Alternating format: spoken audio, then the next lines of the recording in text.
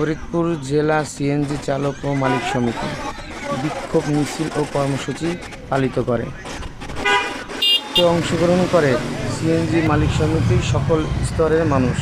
তার উপরে ব্যারিকেড দিয়ে যানবাহন সব বন্ধ করে দেওয়া হয়। তাদের কথা, তারা এখনো মনে করেন আপনার আমাদের 4-5টা গাড়ি ভাঙে ভেঙে ফেলতে দেখেন, গাড়ির চিত্র দেখেন।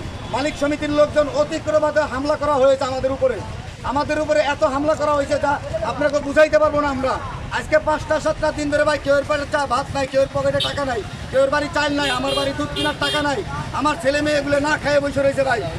আপনারা বুঝাইতে পারবো না। আপনি আমাকে পরিস্থিতিটাগুলো দেখেন, আপনারা পর্যবেক্ষণ করেন যে আমরা কোন পরিস্থিতির ভিতরে এখনো রয়েছি। আমরা এখনো মনে করেন যে কোনো অ্যাকশনে এখনো যাইনি। আমরা কোনো একটা গাড়ি ভাঙচুর করি নেই, কারো গায়ে হাত দেই নেই। কিন্তু আমাদের কয়দিন আপনারা আমাদের এইভাবে রাখবেন? আমাদের পেটে এখন ভাত নেই, আমাদের পিছনের পেট। তাদের অভিযোগ মালিক সমিতির লোক এই গাড়িটি ভাঙচুর করেছে। আনুমানিক বেলা 4টার দিকে শুরু হয়। এই ভাঙচুরের পরেই বিক্ষোভ মিছিল এবং রাস্তা বন্ধ করে তারা বিক্ষোভ মিছিলের আয়োজন শুরু করে। বন্ধন 24 নগরকান্দা, ফরিদপুর।